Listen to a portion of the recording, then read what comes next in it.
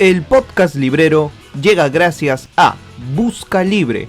Todos los libros que necesitabas a solo un clic de distancia. Bueno, esta es una entrevista que ha esperado un año para poderse realizar. No logré convencerlo en su momento, ni diciéndole que también tenía afición pincharrata. El día de hoy está con nosotros Darío Stanzraber. ¿Cómo estás, Darío? Bienvenido a Lima una vez más. Por favor, muchas gracias. Bueno, en un año puede pasar de todo o no puede pasar nada. Así que no sé si es un tiempo que es mucho o poco, ¿no? Cuando tú dices, esperó un año esta entrevista. Bueno, un niño nace, ¿no? En menos de un año, viéndolo así, pero ¿para ti fue mucho o poco? no, para mí de hecho es un encuentro que estaba esperando con tanta ansiedad porque es como que tengo demasiadas preguntas por hacerte porque te vengo escuchando desde cuándo. 2019, 2020, en pandemia Okay. y durante muchos viajes silenciosos que tenía hacia el trabajo. Así que mi primera pregunta de hecho va por ese lado. A ver. Porque cuando yo escuchaba tus programas en Humano, Demasiado Humano, en Spotify y demás, había gente que me dice, pero ¿filosofía para qué? O sea, ¿cuál es lo utilitario de la filosofía? Y de hecho, de esa es la pregunta que parte uno de tus libros, ¿no? ¿Para qué sirve la filosofía? ¿Por qué aún hoy seguimos tratando de buscarle el lado utilitario a la filosofía? Bueno, ahí están las dos cuestiones, las dos formas de responder, ¿no? Uno puede responder a la pregunta ¿cuál es la utilidad de la filosofía? Diciendo ninguna. Y está bueno también, digamos, porque es una respuesta provocativa, que inoportuna, que molesta y que te hace pensar por qué todo tiene que servir para algo. La pregunta ¿para qué sirve la filosofía? Lo que hace es horadar en esa especie de servilismo, servidumbre hasta podemos decir, utilitaria de todo lo que hacemos, donde todo tiene que servir para algo y tiene que servir para alguien, ¿no? Porque ese algo no lo podemos escindir de que hay una disposición social a la que le es útil que todo sea útil. Cuando uno recupera la inutilidad, recupera cierta forma de relacionarse con las cosas distintas, no productiva, ¿no? Digo, hay una improductividad que te habilita como nuevos sentidos. Es como que el valor de la productividad lo captura todo, lo chupa todo, ¿no? Entonces uno no puede visualizar que hay otros modos de vincularidad con lo que uno hace, con el otro, con uno mismo. No sé, el juego, por ejemplo, ¿no? La filosofía tiene mucho lúdico en ese sentido. Y uno dice, bueno, pero el juego, qué cosa descomprometida, inofensiva. Bueno, depende, digamos. Depende realmente porque, digamos, hay que ver hasta qué punto se ha confinado al juego, a la niñez, en algo, digamos, descomprometido, despolitizado, entre comillas, ¿no? No te olvides que Nietzsche, por ejemplo, en el Zaratustra, en las tres transformaciones, que es el primer discurso que da el Zaratustra, dice que los seres humanos primero fuimos camello, después leones, y el futuro es la niñez, porque el futuro es el juego. Y cuando digo el juego, no es jugar pelotudeces, es relacionarnos con las cosas desde un sentido distinto, por ejemplo, no utilitario, ¿no? O dicho, si querés, de un modo más, desde un trasfondo más existencial. Es demasiado poco el tiempo que nos toca vivir acá para que todo tenga que ser tan productivo y para que solo podamos poner en juego en nuestra existencia solo esa faceta. Digo, en una vida que se termina tan rápido, no sé, yo pienso así, digo, si nacemos para morir, entonces lo único que aspiro es a tener múltiples experiencias. O sea, que entonces mi vida no esté monopolizada por un único sentido, y más si es un sentido que no me vuelve, porque la productividad siempre es al servicio de un otro. Punto y coma. 2. ¿Cuál es la utilidad de la filosofía más allá de todo este discurso literario que me parece también fundamental? Y es una manera de preguntarse desde otro lugar, ¿no? De ir en su origen la filosofía, cómo nace, ¿no? Como la pregunta por los fundamentos, esa famosa idea de que el primer origen de la filosofía es el asombro y que hay una necesidad de preguntarnos por lo que subyace a lo que se nos presenta. Uno ve la realidad, no sé, ve salir el sol todos los días y se pregunta por qué. ¿Qué pasa con esa regularidad? ¿Qué significa que eso sea así? Y esa pregunta por el por qué es una pregunta que además te vuelve, porque vos decís, el sol sale todos los días, ¿qué está pasando acá? Y después te das cuenta que estás vos viendo que el sol sale todos los días y te preguntas por qué yo veo esto y qué significa ver regularidades. Y empezás así a apostar a una pregunta infinita que aspira, ¿no? Que anhela a que cada vez uno vaya más hacia los bordes para entender qué es lo que hace que todo sea como es, ¿no? Y me parece que ese es el propósito de la filosofía en términos, si querés, más teóricos o más tradicionales, digamos. Hay un famoso manual de filosofía que estudiamos en la Argentina, que se llama Principios de Filosofía, del profesor Adolfo Carpio, que fue un profesor que yo tuve, murió en 1990, ponele por ahí. Yo empecé la carrera y todavía lo tuve a él. Y él decía, para entender esta diferencia, ¿en qué se diferencia la filosofía de la matemática para entender el campo de estudio? Decía, ambos estudian los entes matemáticos. Al matemático le importa lo que el ente matemático tiene de matemático. A la filosofía lo que el ente matemático tiene de ente. O sea, ¿cuál es el ser del número? ¿Qué significa que haya números? Ese tipo de pregunta se hace la filosofía. ¿Cuál es la utilidad práctica? Ninguna, digamos, si de nuevo vuelvo, o sea, no construimos puentes, no curamos enfermedades, son simplemente preguntas que buscan como ampliar nuestra conciencia. Ahí entramos un poco a Heidegger también, ¿no? O sea, el buscar el ser constantemente y que se nos evapore. Finalmente, cuando tratamos de encontrarlo y aterrizarlo. Ahora, esta lucha continua contra el sentido común, ¿en qué momento de tu vida te agarra? Tú tienes una formación religiosa. Sí. Y encontrarse con la filosofía supone también cuestionar ese ser, cuestionar todo lo que te rodea y cuestionar también un marco ético, ¿no? Muchas cosas. Yo sigo pensando, digamos, que hay esta inutilidad de la filosofía de la que hablábamos. La coloca para mí en un lugar paradójico. Yo no hay mañana en la que no me levanto y deseo una certeza. O sea, no es que busco el desacople, me sobreviene, ¿viste? Es como que intento acoplar, intento creer en algo, pero no puedo. Y no puedo porque hay algo en mí demasiado humano que lo desarma. O sea, ojalá pudiese, no sé, creer de verdad en Dios. Lo que pasa que me cuesta Dios, me cuesta el de verdad, me cuesta el creer. ¿Y qué es ese me cuesta? No es algo que yo tengo al dominio, ¿viste? No hay un control. Ojalá uno pudiera decidir, me quiero enamorar de desenamorar de este otro. Y bueno, no, digo, el amor es una gran prueba de que uno no maneja nada. Es el flechazo de Cupido, esa explicación literaria hermosa para entender que hay algo incalculable en el amor. La filosofía es amor. Está atravesada por esa misma, si querés, paradoja, ¿no? Uno, ¿por qué? O sea, ¿por qué buscamos saber? No sé, yo qué sé. O sea, ¿nos hace más felices? Y tal vez no. Tal vez esa necesidad o anhelo, deseo de saber, de ahí viene filosofía, ese amor por el saber, nos sume en una especie como de inestabilidad existencial que, no sé, que no está buena o que te coloca en un lugar más endeble. Yo me siento muy precario.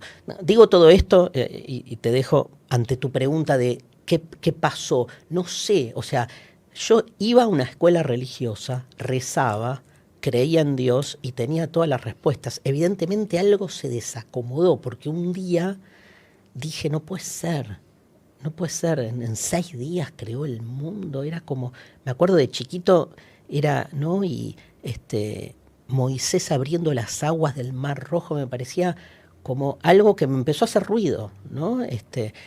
Ahora, claramente en algún momento toda esa especie de decorado religioso se cayó, ¿no? Ahora, el por qué no lo sé. Ahora, frente a este desacomodo, evidentemente uno se hace un montón de preguntas y esto me lleva a pensar si realmente todo es filosofable, ¿no? Todo es filosofable. Yo creo que sí, sí. ¿Es filosofable el bilardismo como estilo de pensamiento? Todo, todo. No creo que el bilardismo sea un estilo de pensamiento. Eso Pero tú en algún momento tú. mencionaste... Nunca dije que el bilardismo... No hay carpetazo, como decimos en Argentina, posible, porque siempre defendí la idea de que el bilardismo es una idiosincrasia de juego. Es una forma de plantear el juego del fútbol. Incluso hasta te diría, digamos, que no tiene ningún tipo de... Para mí, hay gente que defiende a muerte que ser bilardista es algo que se hace en todas las... Es como un estilo de vida. Para mí, no solo no, sino que no tiene sentido plantear, digo, ¿qué es ser bilardista cuando uno cocina? Estás en el baño, en el inodoro, ¿qué es ser bilardista? No, es que un estilo de vida, no... O sea... Yo creo que los antibilardistas lo asocian como a cierto resultadismo maniqueo y lo buscan de ese modo, digamos, cuestionar al bilardismo, colocándolo en un lugar así como brutal, ¿no? Y, sin valores.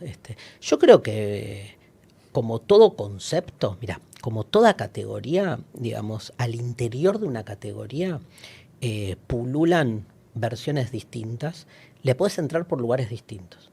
Es cierto que hay un lugar muy resultadista en el bilardismo. Yo creo que el concepto resultadismo en el fútbol es polémico, porque, digamos, ¿quién no juega a ganar? Digamos, de ahí a decir, no me importa nada y solo ganar, me parece que hay un trecho. Y ahí hay que ver, no todos los que somos bilardistas pensamos igual en ese sentido. Sabela, un gran discípulo de Bilardo, digamos, o sea, como todos quería ganar, pero tenía un estilo distinto y manejaba por ahí otras categorías. A mí lo que más me gusta del bilardismo es que logra en el fútbol revertir una injusticia originaria que es la diferencia, digamos, de presupuesto, la diferencia de clases que hay en el fútbol, y entonces le da las herramientas para que el equipo menos poderoso pueda salir campeón, digamos. Y eso es justicia redencional, ¿no? Me parece que en ningún otro deporte el equipo como menos capacitado puede, sin embargo, ganar, ¿no? Y ahí hay algo del bilardismo, me parece que lo permite como, de nuevo, como idiosincrasia de juego.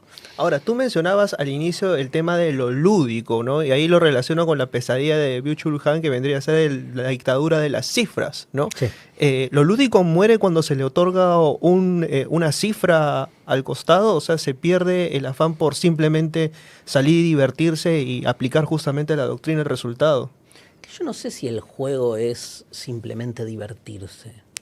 O sea, me parece que ahí vos estás asociando juego a entretenimiento y entretenimiento a divertimento, incluso como algo hasta medio superfluo.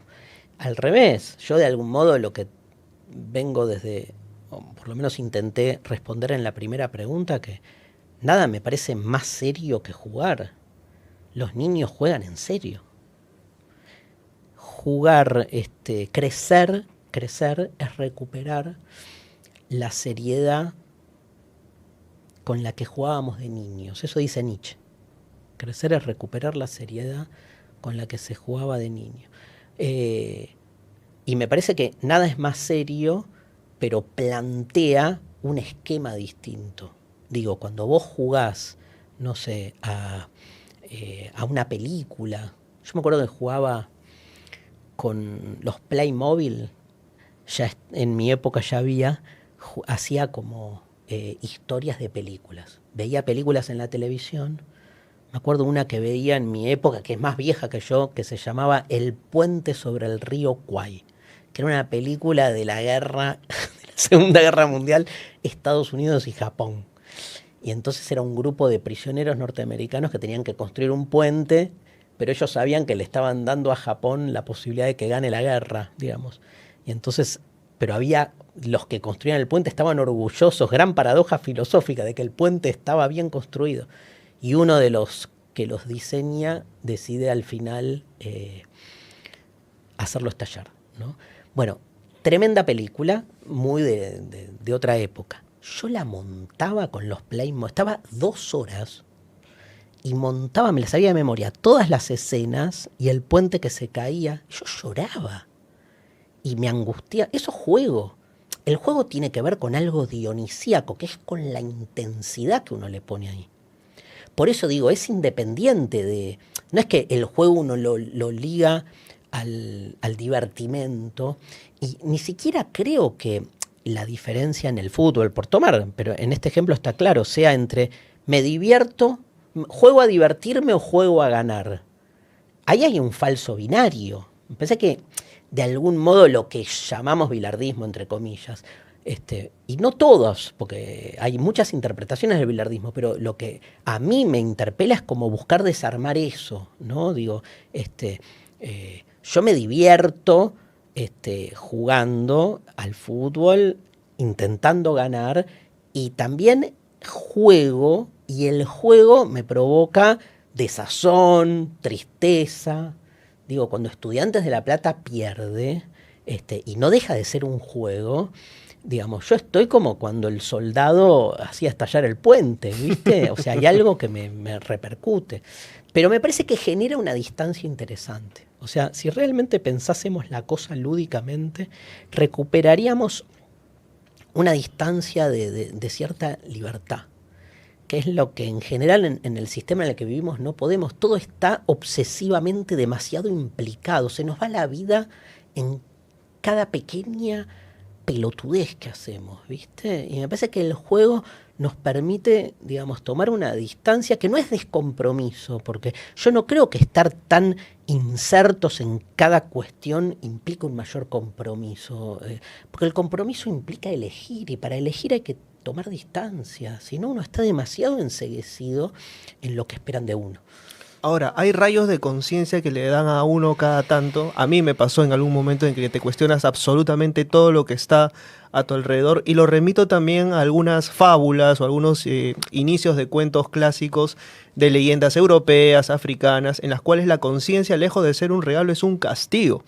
Cuando el ser humano se da cuenta sobre qué lugar está parado y empieza a cuestionarse todo, tiene que elegir avanzar o preguntarse si es que le conviene hallar un sentido a todas las cuestiones existentes. Es un castigo, de cierto modo, la conciencia, Darío. Me hiciste acordar de una fábula de los indios Hopi, que todas las especies animales se juntaron un día, algo así era, si no recuerdo mal, lo leí en un libro de Feyerabend, de Paul Feyerabend, Adiós a la razón, un epistemólogo rupturista. Todas las especies animales se juntaron un día a ver qué hacían con la soberbia de ese animal tan particular que se creía distinto que eran los humanos, y el castigo fue darles la racionalidad, ¿no? O sea, el pensamiento como castigo por su soberbia, además, si querés pensarlo así. No sé qué decirte.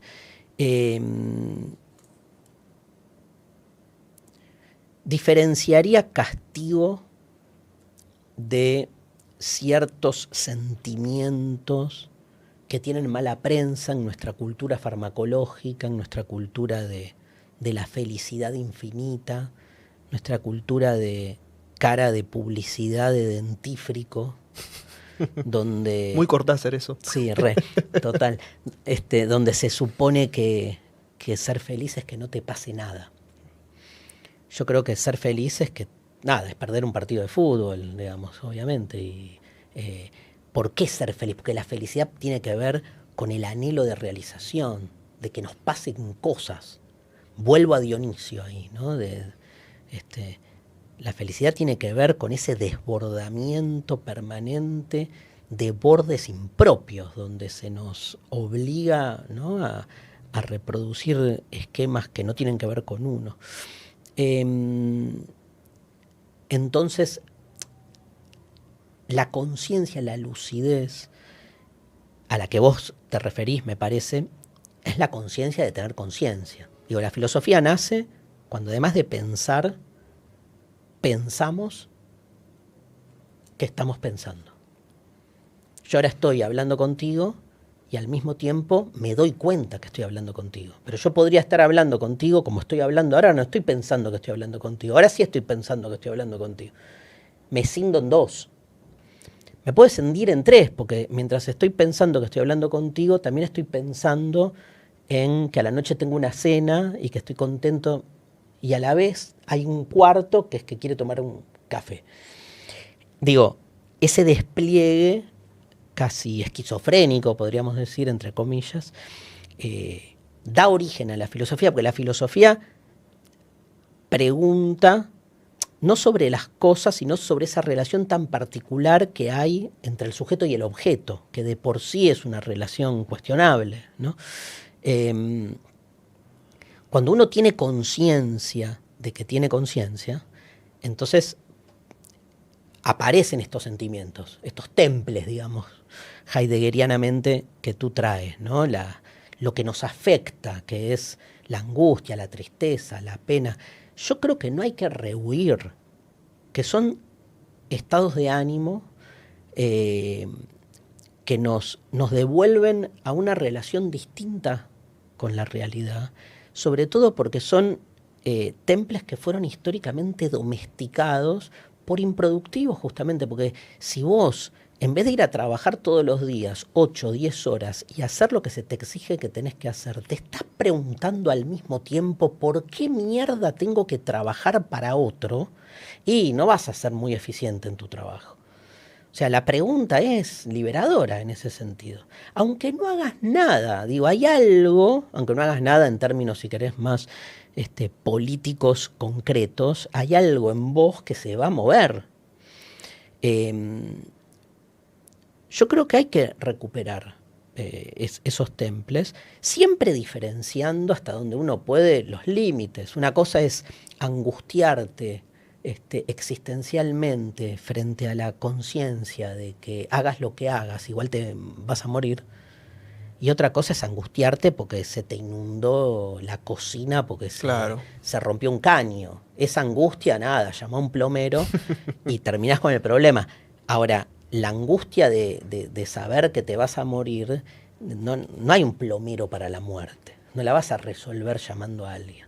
Es una angustia que al revés te hace repensar, digamos, ¿qué pendiente estoy de que un caño se rompa? O, digamos, ¿en dónde se me juegan las obsesiones cotidianas?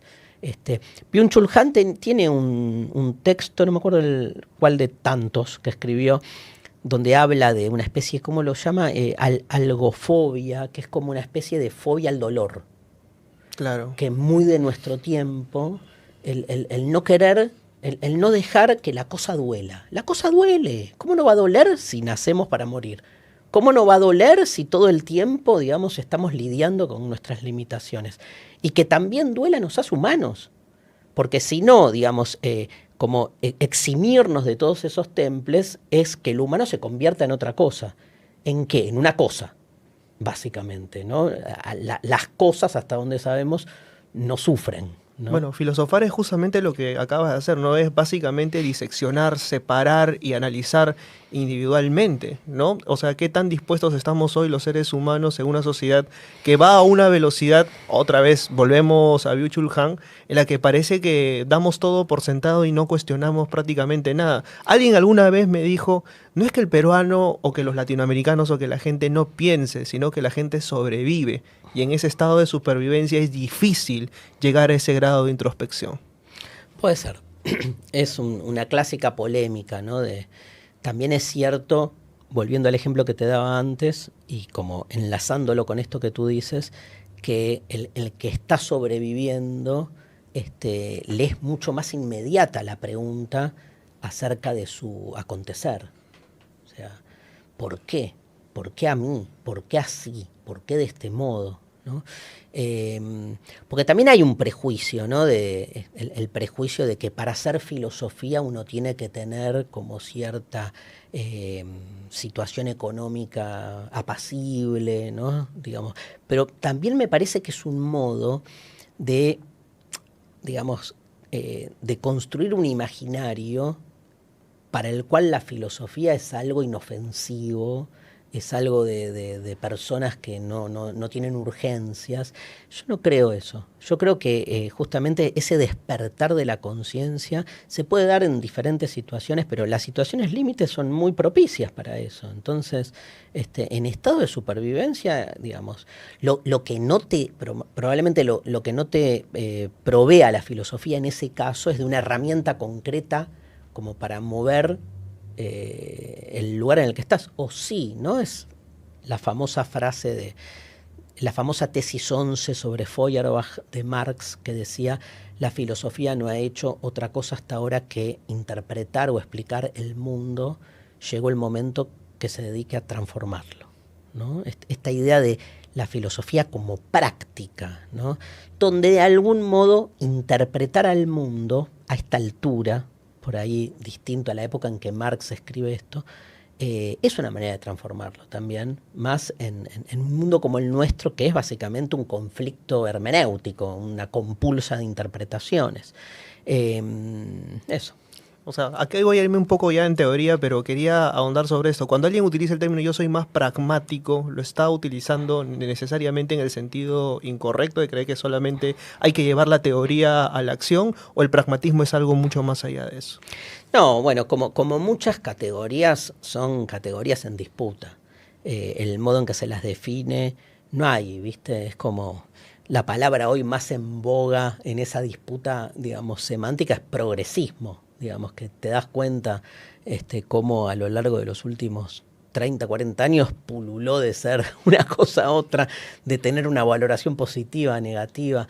Con pragmatismo pasa lo mismo, ¿no? Bueno, a los bilardistas se nos dice que somos muy pragmáticos en el fútbol, pero claramente lo pragmático tiene que ver con la prevalencia de la práctica y sobre todo en términos de su uso cotidiano, digamos, con que no importan los medios sino la consecución del resultado, ¿sí?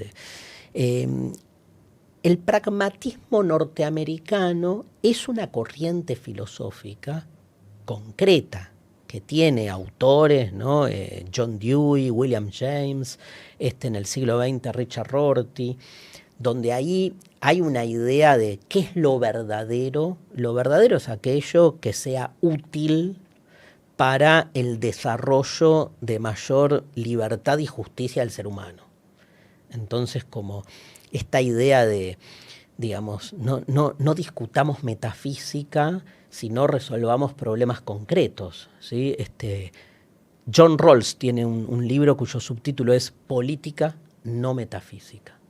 Entonces hay discusiones sociales que si uno se queda en el debate metafísico en el sentido más amplio, ¿no? de cuestiones que uno sabe que no hay acuerdos, entonces no resuelve lo concreto. Entonces a veces la discusión acerca de la verdad, digamos, por ahí no tiene una correlación directa con necesidades por ahí más imperiosas. En Argentina esto estuvo muy, muy patente, por ejemplo, cuando fue la discusión de la ley del aborto, que fue muy, muy, muy patente. ¿Por qué? Porque vos podés discutir hasta la eternidad si hay vida, no hay vida, cuándo uno es persona, cuándo no es persona.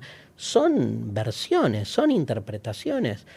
No vas a convencer a nadie que ya tenga una idea previa, o sí, pero otra cosa es una legislación social que tome partido en una sociedad desigual para que sufra cada vez menos gente, o para que, digamos, en términos sociales, las diferencias, las desigualdades más que las diferencias, digamos, puedan de algún modo componerse, ¿no? No padecer a partir de su su distinción. Claramente no es lo mismo para alguien pobre, para alguien, digamos, pudiente, relacionarse con una situación que de hecho existía antes de la ley, que era el aborto. No sé acá en Perú No, acá cómo sigue es. siendo ilegal. Acá sigue siendo ilegal. Bueno, es un temazo, porque ahí es como, ¿qué se discute? Se discute si hay vida, si no hay vida, si se mata a alguien, si no o se discute, digamos, cómo un hecho que aunque ilegal sea exista de por hecho, genera, digamos, diferencias sociales manifiestas, ¿no? Pero además de eso, digamos, su implicancia también en la relación que tenemos o que se tiene con el cuerpo mismo, en el caso de decisiones que toma, ¿no? Alguien. Nada, fíjate el sinfín de conflictos que tiene eso. ¿Qué dice un pragmático filosófico? Busquemos dónde lograr acuerdos para que la sociedad en su mayoría esté mejor. Y ahí tenés el problema de las mayorías y las minorías. O sea, digamos, la filosofía no resuelve problemas, ¿no? Los crea, problematiza más, me parece, situaciones que, digamos, de por hecho ya tienen conflicto, pero que muchas veces nuestra realidad social los inhibe, los anestesia, ¿no? Y lo que hace la filosofía es eso, es problematizar zonas de la existencia que el hecho de que vengan funcionando no supone ni que sean verdaderos ni que sean justos, suponen que funcionan y punto. Ahí la filosofía mete el bisturí.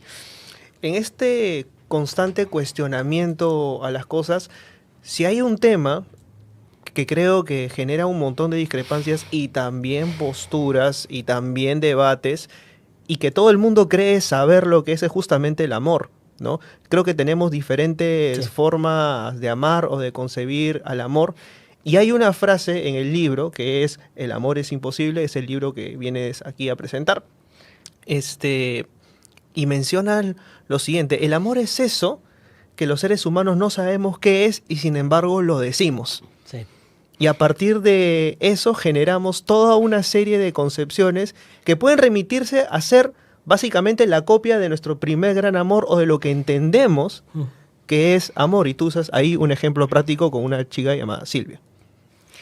Un ejemplo muy práctico que, digamos, que es una de mis primeras historias de amor. Es un libro de filosofía, El amor es imposible. Es un libro de filosofía, pero que está salpicado de historias personales que me permiten, nada, eso, asociar, encontrar como asideros concretos a muchas de las ideas. La clave del libro es justamente esto que tú dices, ¿no? Digamos, hay muchas versiones del amor, pero hay una versión dominante.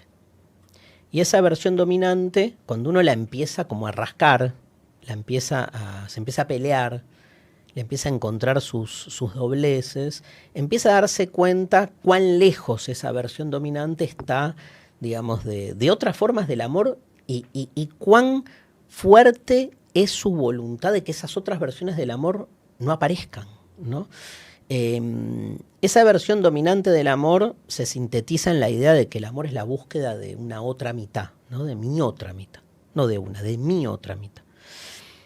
Y digo esto porque está puesto el acento en el mí, ¿no? Donde se supone que estamos en falta y que hay alguien en el mundo que vino a este mundo para completar tu falta y que entonces tú te sientas completo, ¿no?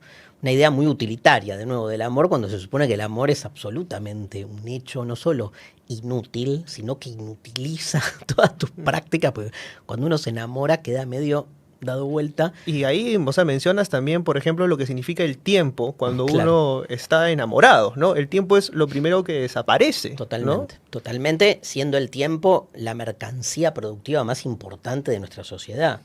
Entonces, no es un buen indicio para el trabajo productivo que el trabajador esté demasiado enamorado, ¿no? Porque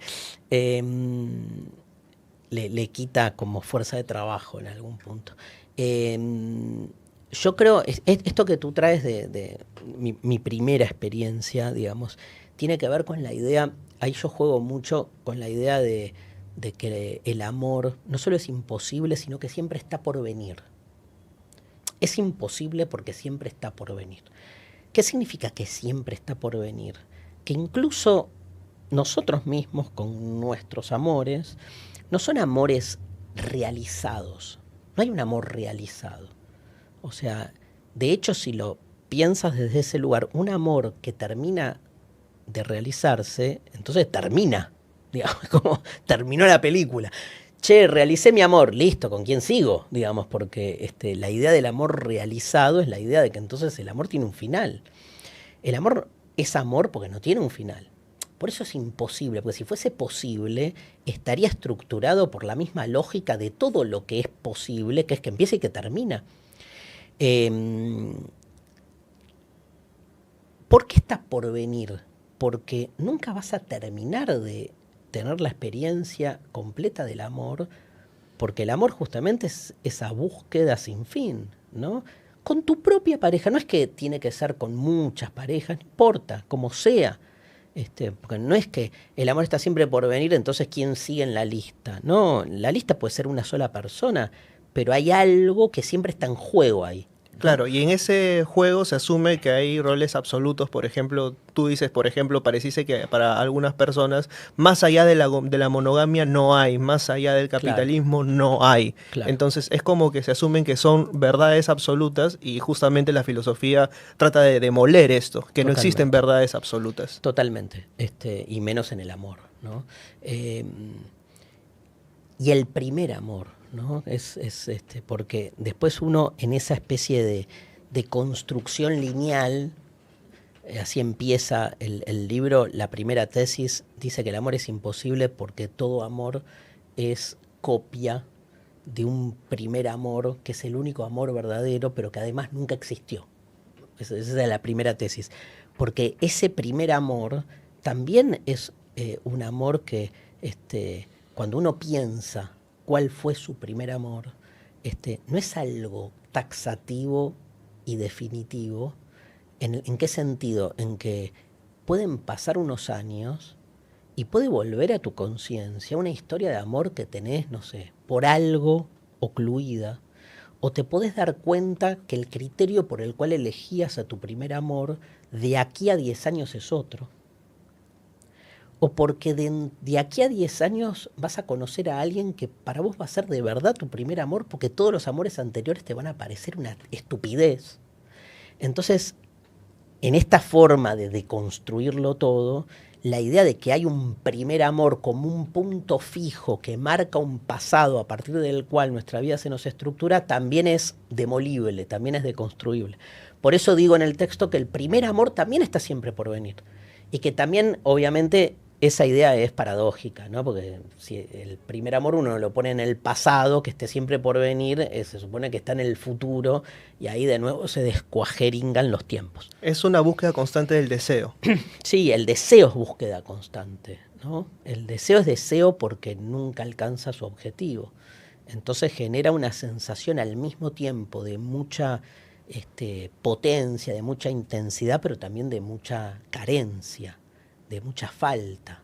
Tiene esa dualidad el deseo, la fragilidad de lo que falta y el ardor de la búsqueda incesante. Tú deconstruyes justamente lo que significa amor imposible por lo imposible, ¿no? Lo imposible es lo que no es posible. Claro. Lo no posible instalado dentro de lo futuro, por ejemplo. Claro. El futuro no es hasta que es, y cuando es, deja de ser. Deja de ser futuro, tal cual. Exactamente, esa es un poco la idea, ¿no? Y con el amor pasa un poco, con el deseo pasa un poco eso. Pero con el deseo de cualquier cosa, digamos, tienes hambre, tienes deseo de comer. Después de que comes, la próxima media hora, lo último que querés es meterte algo en la boca. Entonces, a mí me parece que para sostener el deseo amoroso, por suerte, hay un otro con quien uno entra en esa relación amorosa, y en tanto sea un otro, el otro nunca te cierra porque es un otro. Si te cerrase ya no sería un otro. Ujú. Y ese no cierre del otro es lo que mantiene el deseo vivo. Ahora, que el deseo esté vivo no significa que todo sea un jardín de rosas, porque el deseo no es eh, bonito nada más, porque el deseo es al mismo tiempo esa sensación de belleza, pero también de falta, ¿no? Es asumir, vuelvo a lo de antes, es asumir que la cosa se disfruta, pero también duele.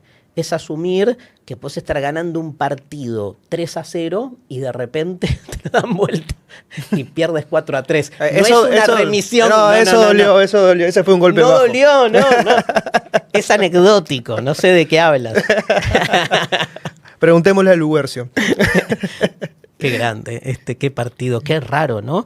Qué interesante el fútbol por lo que tiene de irracional, por lo que tiene, bueno, estas cosas, ¿no? De repente eso, en un minuto, ¿no?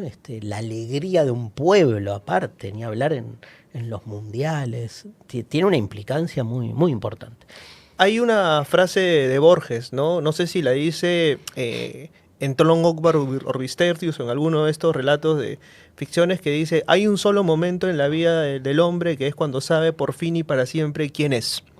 En ese momento nosotros nos cuestionamos qué somos de acuerdo a nuestro alrededor. Puede llegar a ser la certeza, si es que podemos denominarla así, de que el amor es imposible, nuestra única certeza.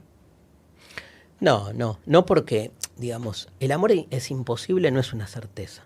El amor es imposible, como fórmula, es una invitación a cuestionar todas las formas que se jactan de ser posibles del amor.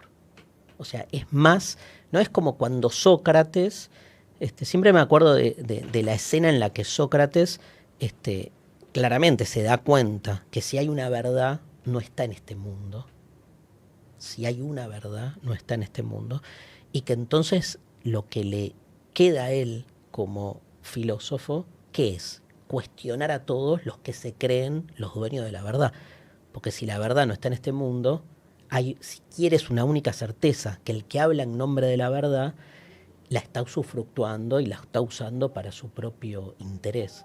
Si tu pregunta es ¿cuál sería esa única certeza? Para mí es esa, es como, digamos, confrontar siempre a los que se creen propietarios de las verdades. Por eso mencionas que también justamente todo sistema educativo va a estrellarse finalmente contra una pared si es que finalmente pretende justamente tratar de remover ciertos cimientos. Yo creo que, digamos, es muy interesante que, digamos, creo que la educación depende cuál, ¿no? Una cosa es la escuela primaria, otra cosa la enseñanza media, pero para mí es fundamental que en paralelo y en simultáneo a la educación y formación en cualquier contenido, nos eduquemos desde el pensamiento crítico, que es básicamente este arte o esta devoción por la pregunta, ¿no? Por ejemplo, aquí en el Perú quitaron el curso de filosofía como materia obligatoria en las escuelas. Lo reemplazaron por inteligencia financiera, agregándole además el apelativo de inteligencia. Tremendo. No. No solo aquí, ¿no? En los últimos años, no sabía esto que me cuentas, pero en Chile pasó algo parecido, no sé en qué quedó al final. En España también hubo un fuerte debate, en Uruguay un fuerte debate. Y siempre hay esa idea de que la educación tiene que estar dirigida en función de la productividad de nuestro tiempo. O sea, hay un modelo de sociedad que se instaura y entonces evidentemente ese modelo de sociedad hegemónico busca una educación hegemónica. Entonces, una educación que interrumpa, porque el hacerse preguntas interrumpe, como decíamos antes. Si estás preguntándote demasiado, entonces no encajas en lo que se espera que uno tenga que hacer. Obviamente va a colisionar con esos intereses. Pero bueno, yo creo que es muy difícil maniatar o domesticar de manera absoluta a un ser humano que históricamente en las situaciones más extremas siempre, digamos, siempre hubo algún encadenado de la caverna de Platón que salió. Y cuando salió, no se fue a la mierda, volvió, volvió. Y cuando volvió a liberar a los propios, con todos los problemas, pero ahí se produce, ¿no? Siempre hay un discurso, digamos, anómalo, que te hace como recapacitar y repensar el mundo en el que uno vive.